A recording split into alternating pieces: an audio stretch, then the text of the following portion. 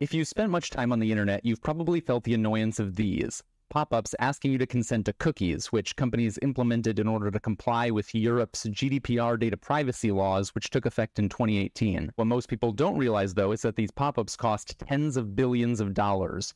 Prepare for GDPR, the average Fortune 500 company spent $16 million. Then, to stay in compliance with GDPR, the majority of Fortune 500 companies spend over $10 million per year per company. And despite spending all that money, most of which went to lawyers and consulting firms like McKinsey and BCG, American companies have still been hit with roughly $2 billion of fines in the 5 years that GDPR has existed, have lost an average of 2.2% from their annual revenue, and lost an average of 8.1% from their annual profit, with smaller companies being disproportionately affected. That's all the effect of a European law on American companies, but there's a tsunami of federal U.S. tech regulation coming, which is going to dwarf the costs of GDPR. I don't think most people realize how long it takes for new industries to be regulated. The first Ford Model T car was manufactured in 1908, but the U.S. Department of Transportation and the Federal Motor Vehicle Safety Standards weren't created until 58 years later in 1966. Then, several consequences followed within the next 3 to 5 years. 1. Reduced competition. A number of foreign cars disappeared from the American market as soon as the new safety rules went into effect because they didn't have enough volume of sales in the US. 2. Permanently higher inflation. The inflation rate of new car prices relative to overall inflation shifted higher permanently as soon as the federal safety standards went into effect. That reflected higher compliance costs with those safety standards, as well as reduced competition from foreign car companies and startups, which had a barrier to entry. 3. Happy insurance companies. Auto insurance companies benefited from reduced claims expenses on post-safety regulation cars, and in fact, auto insurance companies were strong lobbyists for those federal safety standards to come into existence.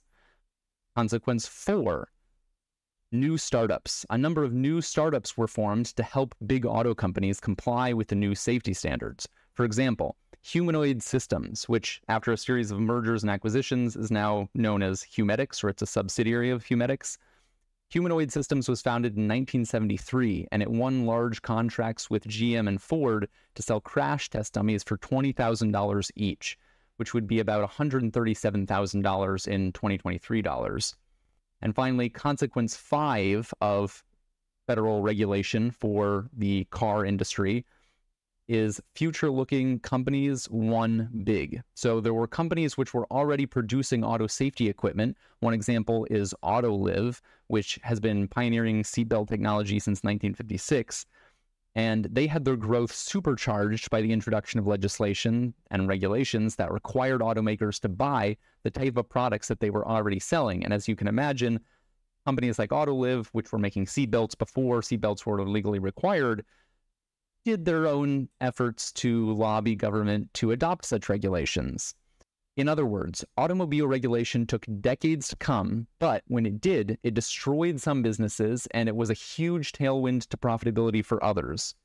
Now, consider that the tech industry is less than 30 years old. Google is only 25 years old. Facebook is only 19 years old. TikTok, 7 years old. ChatGPT, less than 6 months old. Tech is a baby industry, still in its Wild West phase, but the keen observer will have noted a growing number of seemingly unrelated events, which are nevertheless all pushing towards essentially the same outcome: substantial legislative reform and new regulations for the U.S. tech industry. Now, let's look at what those events are. These are the seemingly unrelated events. Number 1, an FCC proposal to ban the resale of personal data with multiple third parties. That was in February of 2023. 2, civil rights lobbying groups agreeing with the Republican version of the American Data Privacy and Protection Act, which was proposed but didn't pass in late 2022.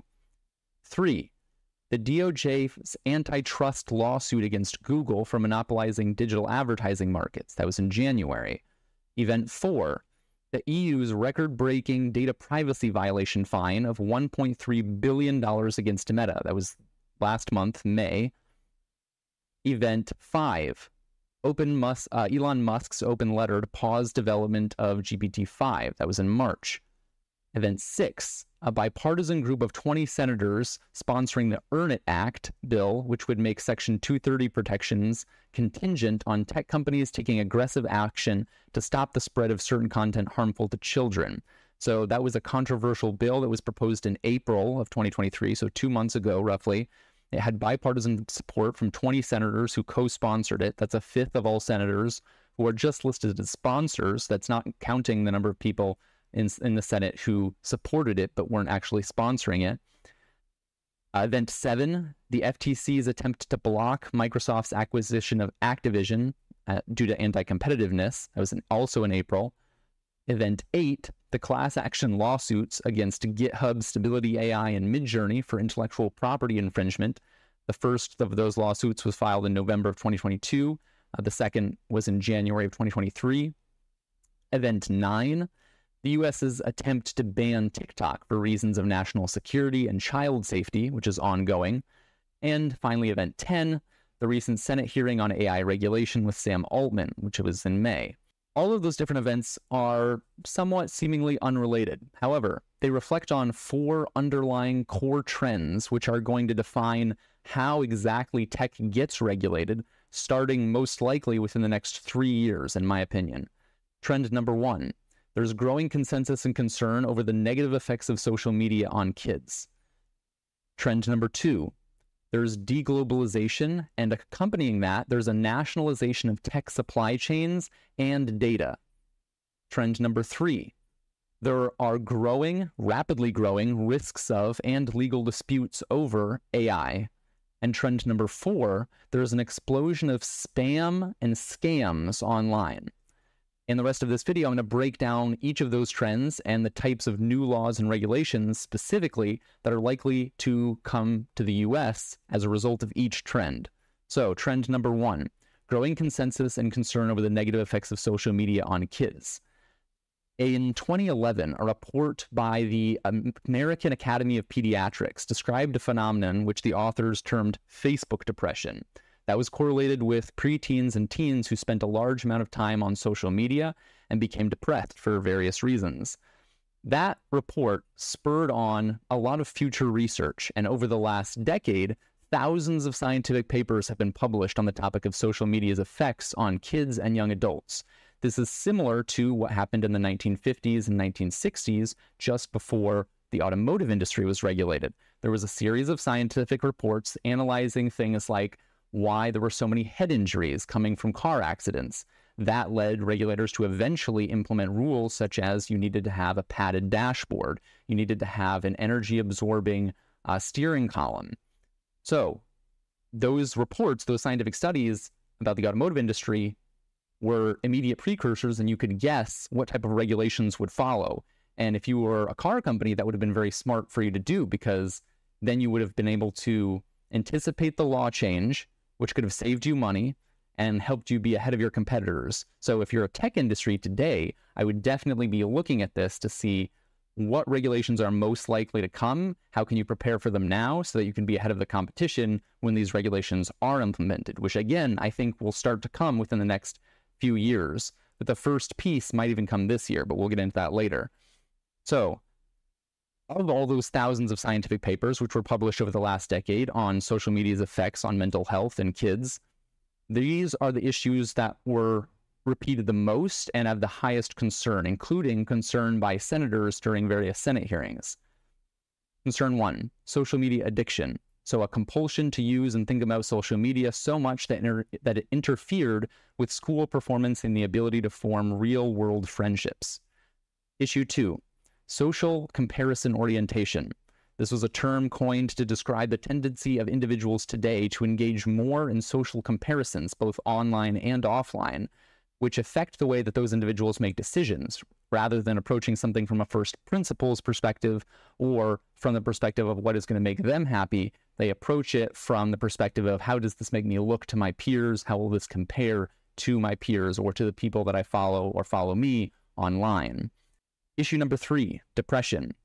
Rude comments, getting fewer likes on your posts than other people. They may seem like simple things that are not real problems, but they do lead to serious depression in some kids, especially. And algorithmic feedback loops, because negative content gets engagement.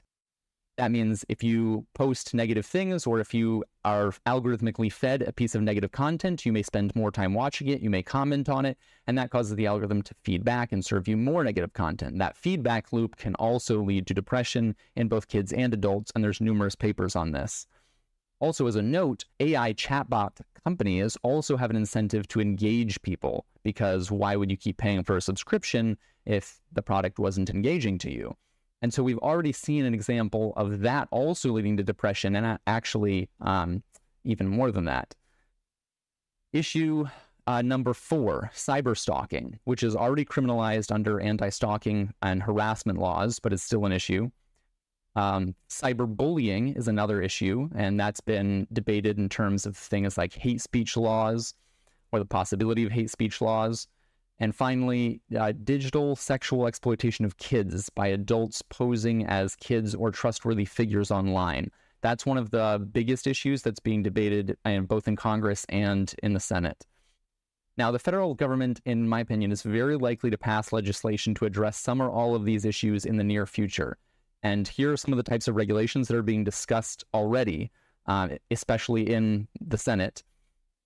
Number 1, child data limits. So prohibitions or restrictions on tech companies collecting or monetizing the data of child users. There's various ways that this could be implemented. Most of them rely on something like a gating mechanism, which is better than the current click to verify that you're at least 13 years old or that you're at least 18 years old. There's actually been some proposals. I don't think this is particularly likely yet. That is government ID-based or device-based age verification online. So again, instead of having a pop-up that says, hey, you need to be an adult to access the site, click to verify your age, because of course, as a kid, everyone's just going to click that. You're going to access the material anyway. Those are not particularly effective. It's just an annoyance.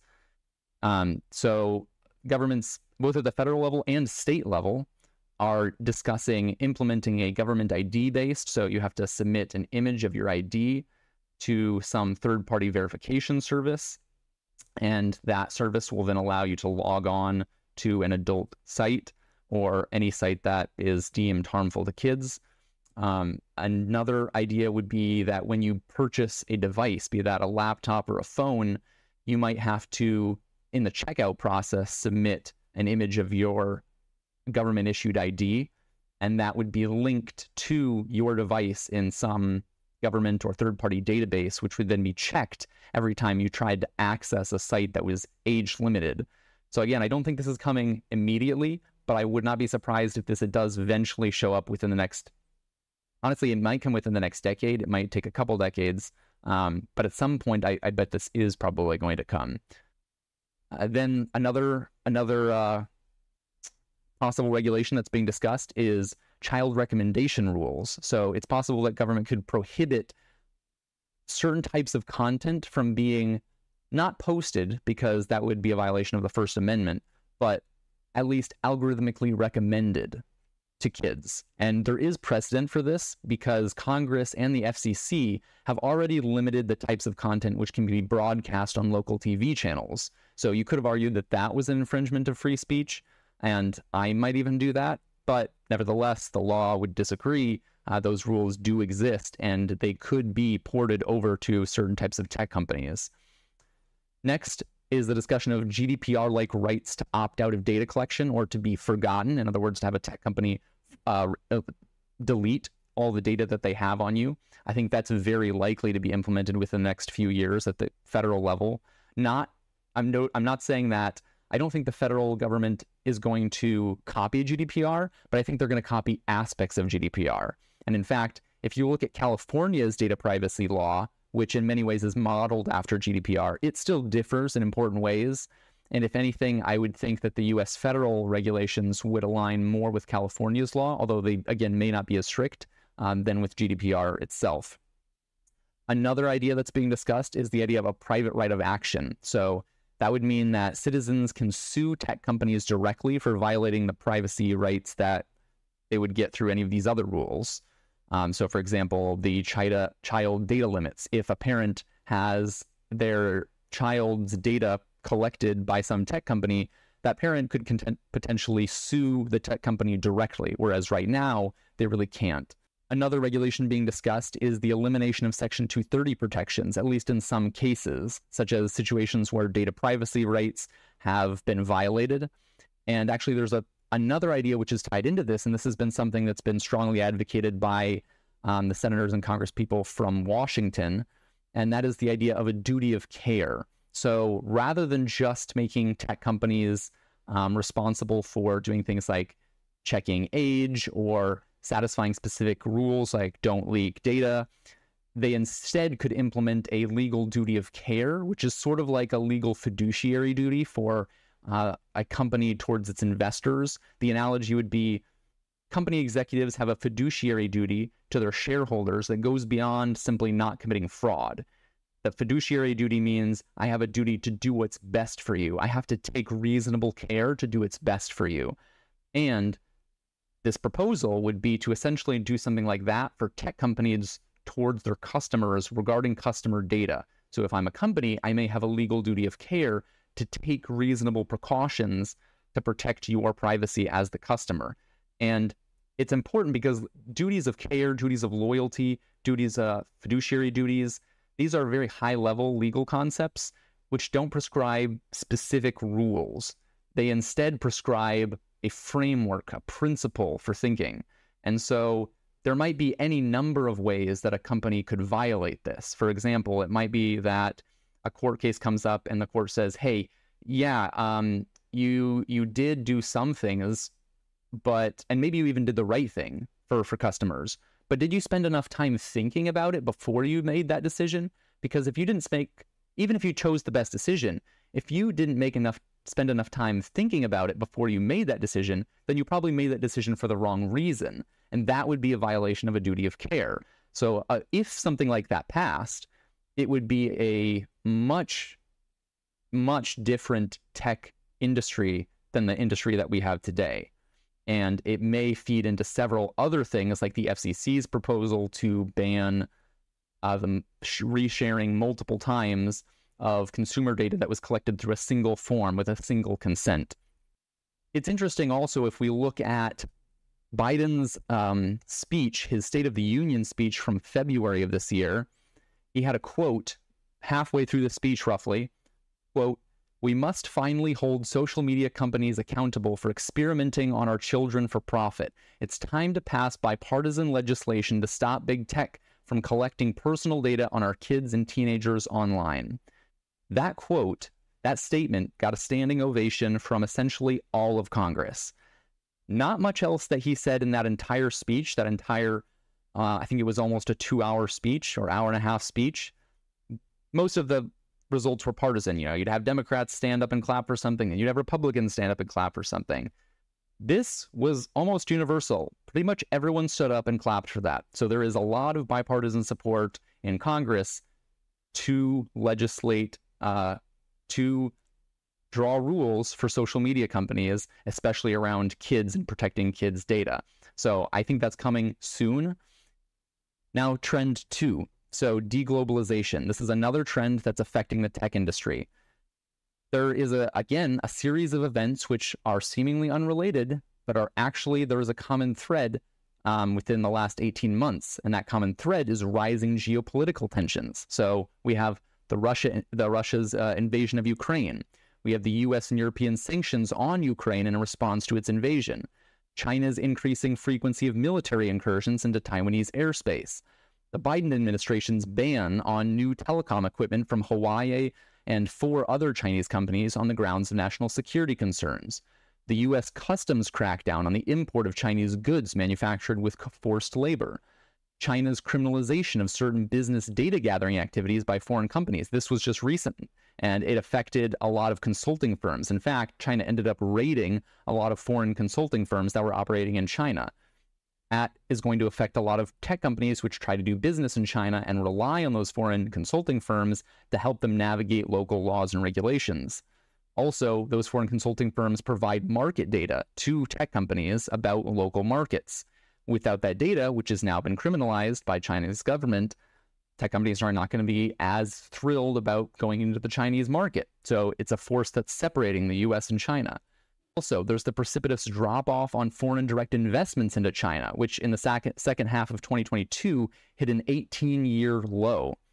There's also the U.S.'s ongoing attempt to ban TikTok, China's ban of U.S. Micron computer chips from its infrastructure projects, and Florida's recent ban by Governor DeSantis, who is a top contender for the U.S. presidency in 2024. He banned Chinese nationals from being able to purchase property in large swaths of the state of Florida because they were too close to some sort of military base or other sensitive area. Those are all examples that point to rising geopolitical tension. It's partly because authoritarian governments like those of China and Russia have grown more powerful over the last few decades and are now trying to expand their international control. You saw that through things like the new sort of Belt Road Initiative from China as they loan out to companies and countries across the world to try to cement infrastructure in those companies and exert some level of control, sort of a form of economic colonialism. Another reason that rising geopolitical tensions are occurring is because globalization, economic globalization over the past few decades has harmed the working class, blue-collar workers in places like the US and the UK. That has created populist national movements in response, aka Trump. As a result, international distrust is the highest it's been in 30 years, possibly longer. And the effects on the tech industry are already happening. Countries don't want their supply chains, money, or data security to be reliant on other countries. That's why the US is trying to onshore its computer chip industry and it's trying to ban TikTok. And distrust of America's government surveillance programs is also why the EU just ordered Meta to stop transferring all data on EU citizens to the US. That's a huge deal. In fact, the prime cause of Meta's current predicament with the EU was Ed Snowden's disclosure about a decade ago that the US government was, without proper cause, searching through the private data of European citizens. So there's a strange irony where the US is worried about China using TikTok to gather Americans' data, and Europe is worried about Facebook gathering Europeans' data and the American government accessing it. Irony, irony, irony. Now, all of these things are again related in that they tie back to rising geopolitical tensions, which causes countries to want to onshore data and have data that resides within their own country. However, there is a caveat, which is that countries that are allied tend to want to work together in this environment. So because you have a tense environment, you sort of have clustering, polarization into groups, China, Russia, the US, but also you have countries within groups coming closer together. So you saw Russia invaded Ukraine. That caused Finland to want to join NATO. That's also causing the US and Europe to try to work together on a common data privacy framework. And in fact, in 2020, so last year, Biden actually passed an executive order, or not passed, he signed an executive order that demanded that Congress come up with a data framework that would solve Meta, Facebook's problem, and allow for common data transfer between the US and Europe. So that will affect tech companies, as will the fact that tech companies are going to become more shut off than they already are from countries like Russia, China, potentially potentially Brazil, some of the OPEC countries. Now, regulations that are being discussed in the US to address some of these issues include banning TikTok, which is not a great idea for reasons we'll get into, and creating a federal data privacy law. So that would ensure US companies aren't cut off from the data of allied countries such as in the EU.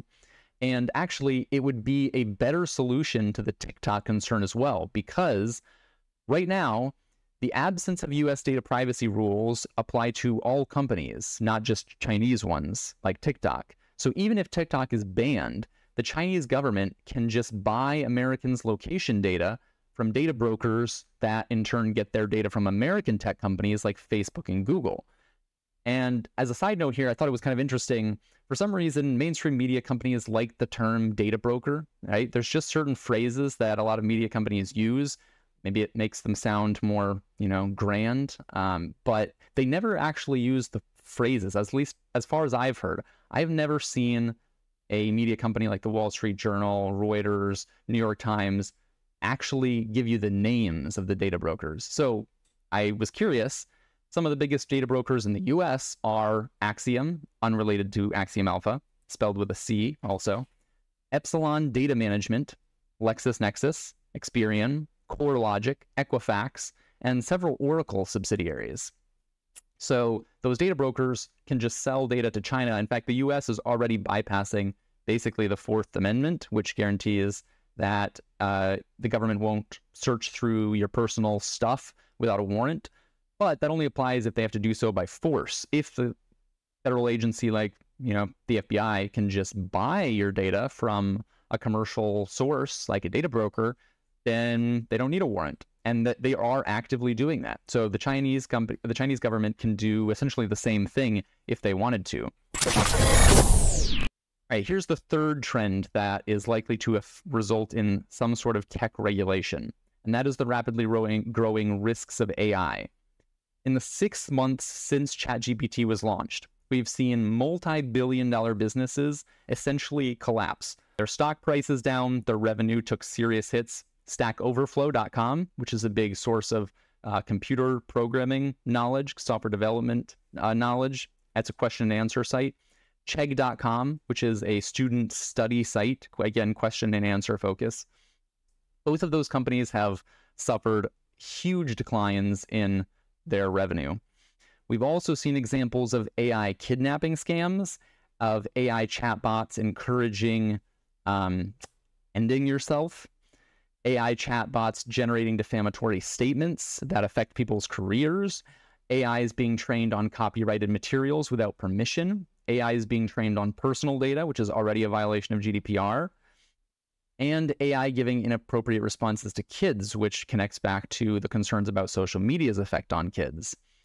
And of course, we also have prominent figures like Elon Musk and Sam Altman who are actively petitioning the federal government for AI regulation. So all of this together, in my opinion, is going to result in federal regulation sooner rather than later.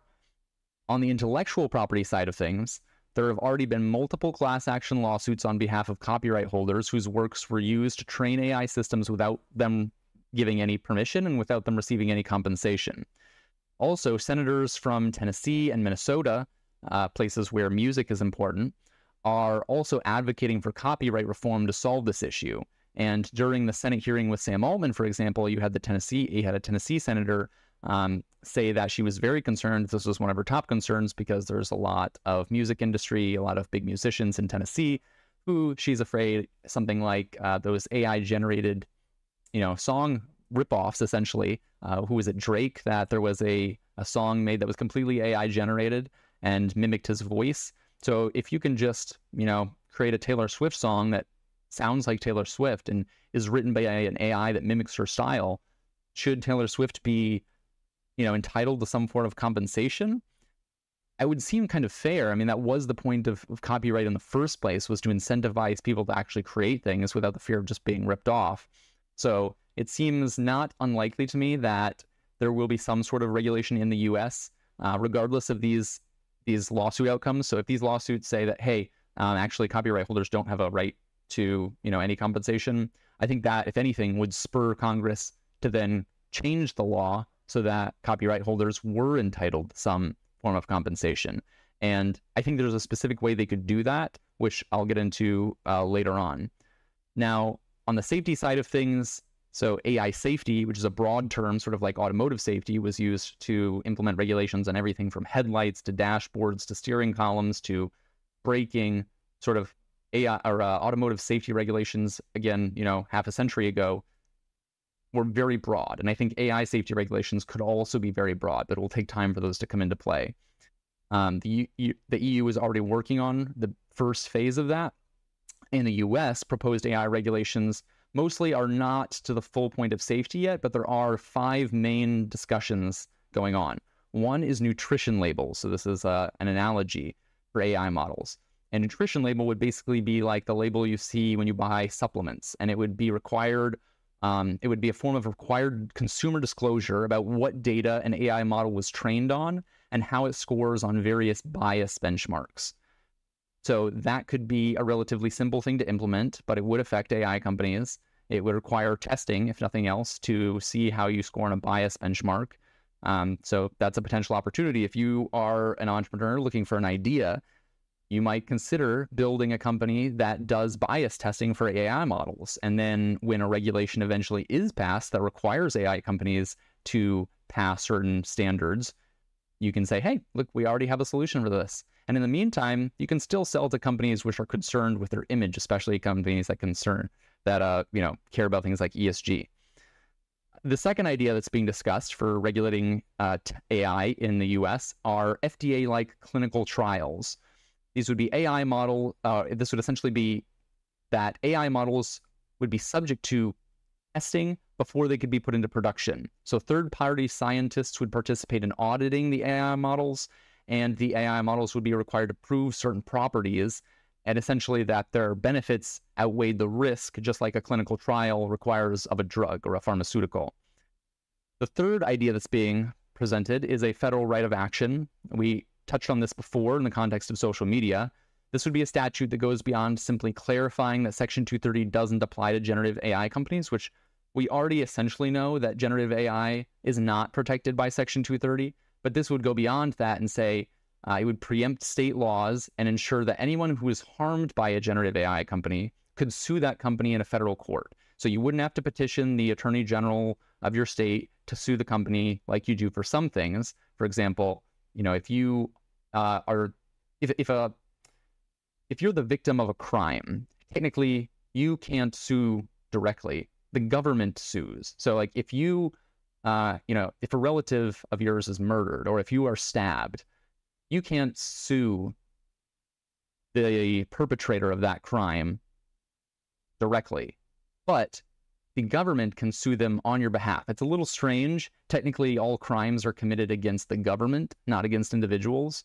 But regardless, the proposal here is essentially saying that a federal right of action for consumers would allow consumers to directly sue companies that harmed them, AI companies that harmed them. And that would have the effect of reducing the barrier to those lawsuits, which would make companies a bit more concerned about, not doing harm because they don't want a whole bunch of lawsuits just coming at them. The fourth idea that's being discussed for regulating AI are copyright reform. So this proposal would essentially be that copyrighted works could not be used to train generative AI models without the copyright holder's permission. Now, this actually would have been illegal already under copyright law as it existed 3 or 4 decades ago. But in 1998, we had something called the Digital Millennium Copyright Act, or DMCA. You may have heard DMCA used in the context of YouTubers or bloggers talking about issuing a DMCA notice, which is essentially, if someone's ripping off your content and, you have another YouTube channel that's just reposting your same videos, you can message YouTube and say, hey, I'm giving you a DMCA notice, like this is just a copy of my material, they need to take it down. If you're a blogger, you can do a DMCA notice through your web host. But the DMCA also, the Digital Millennium Copyright Act, was a modernization act for copyright law. And it basically was that, hey, if I am, let's say, a photographer and I have a website that I need to post my images on, and I want to have like a gallery that people can scroll through to look at my work, then the hosting company actually needs to copy that image because it needs to send a copy of that image to each visitor of my website. So if I'm not allowed to copy the image because copyright is the right to copy, if I don't have the right to copy that image, I can't serve the visitors of this website. So the Digital Millennium Copyright Act modernized copyright law and said that, okay, if you are serving a customer, if you're sort of doing something that's like sort of basic data privacy or data processing, you don't need to have this copyright. You don't need to have a copyright. You basically don't need permission from the copyright holder.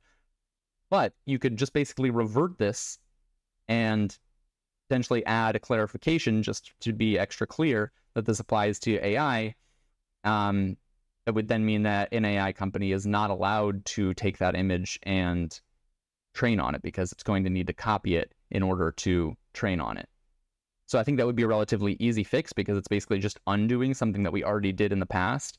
And finally, the fifth proposal for regulating AI is definitely the biggest proposal, which is a new regulatory agency just for AI. So this would be an agency that potentially requires licensure of any AI models above a certain scale of computational power, number of users, and or abilities or functionality.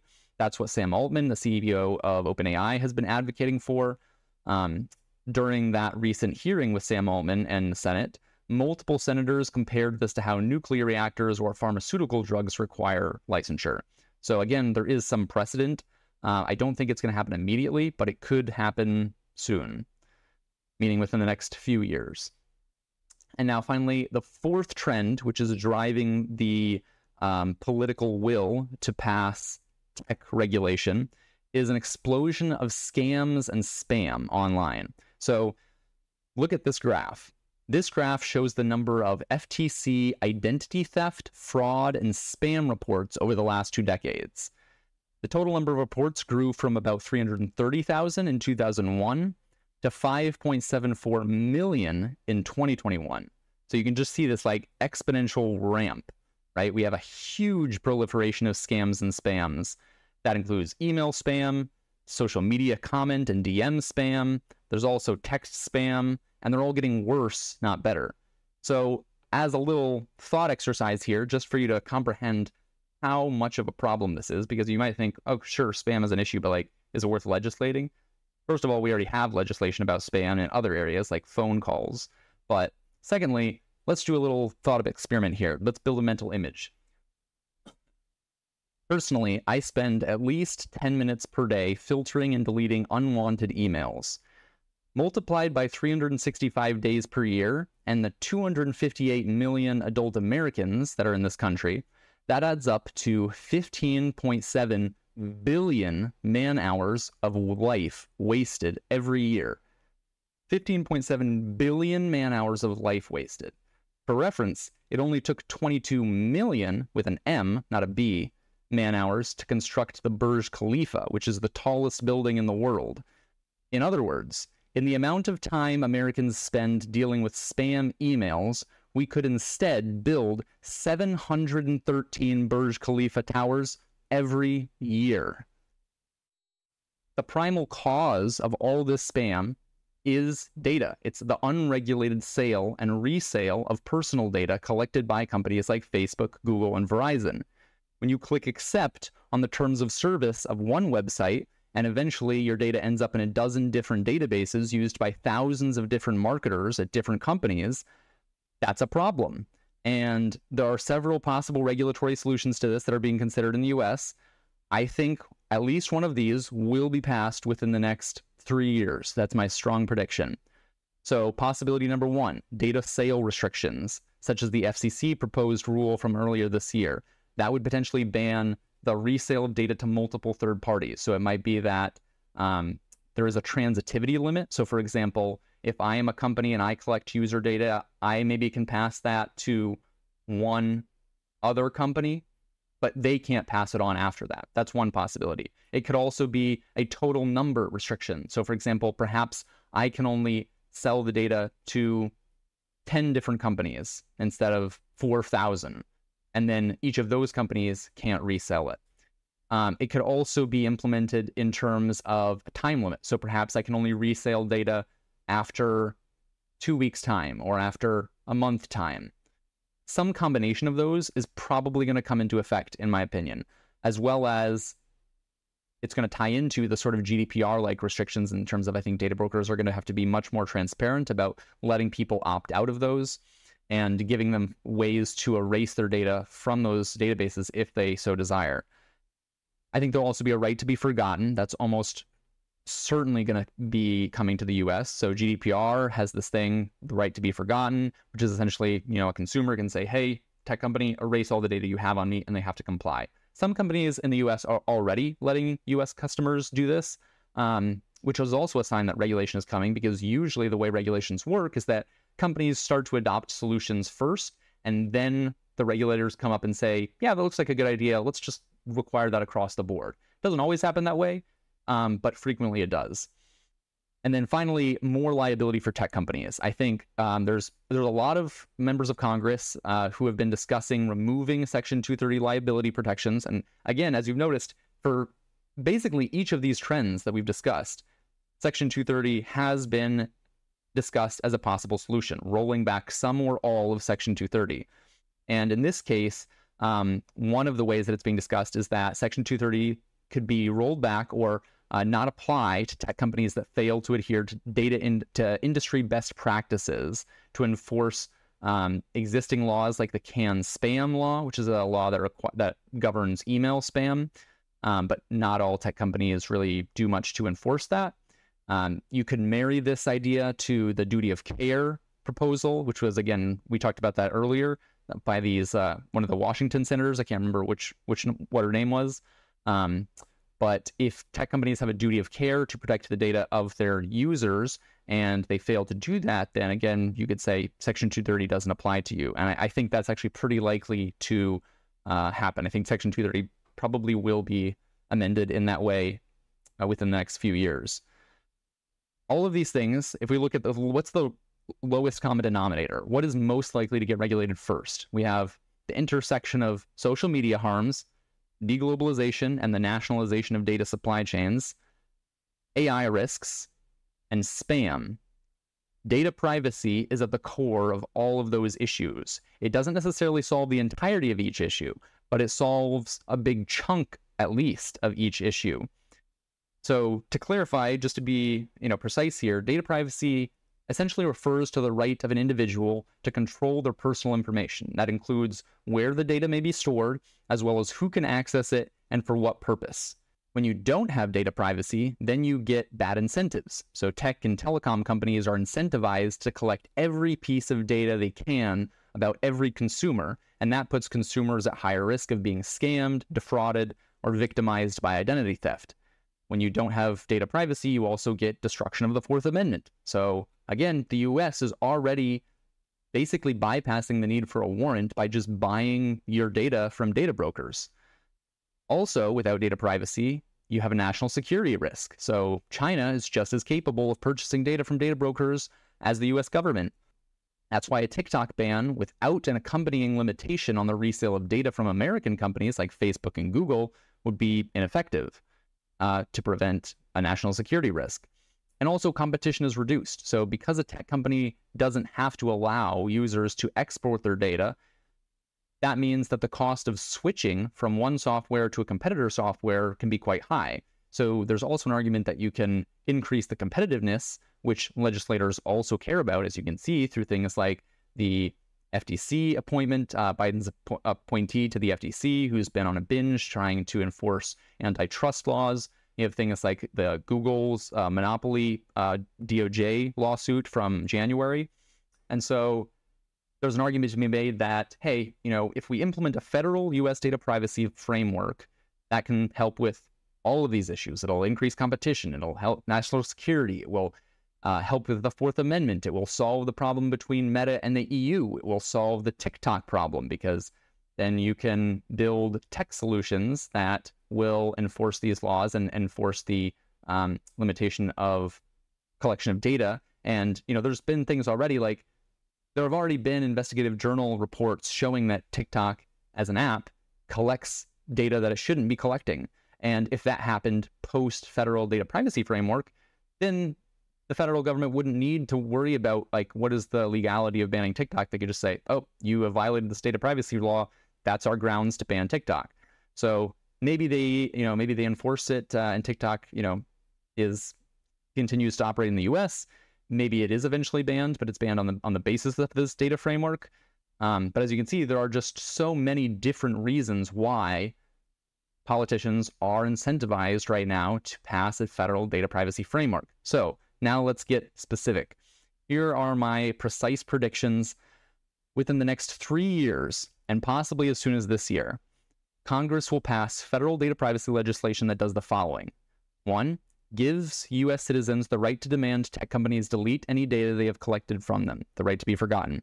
2, give parents the right to demand social media companies remove any sexually explicit materials of their kids which were posted on their platform.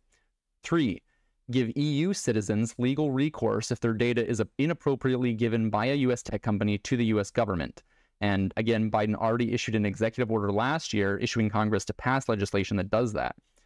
4, eliminate Section 230 liability protection for tech companies in situations where privacy laws are violated. 5, create a private right of action for US citizens to sue tech companies if those companies violate their privacy rights provided by the rest of this new law. 6, require that social media companies offer parental controls that allow parents to set limits on how long their kids can use any particular social media app.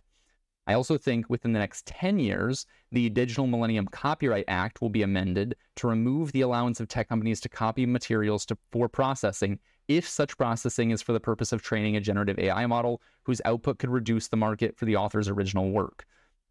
Also within 10 years, I think Congress will pass a federal law that requires some sort of disclosure about the training data and/or biases of recommendation algorithms and generative AI models for companies with more than a minimum number of US users, probably 1 to 10 million users. And then within 30 years, this is a long-term prediction, but it's a high confidence prediction, I think within 30 years, Congress will create a new federal agency to create and enforce safety standards for tech companies, which would cover both social media companies and AI companies, at least over a certain size.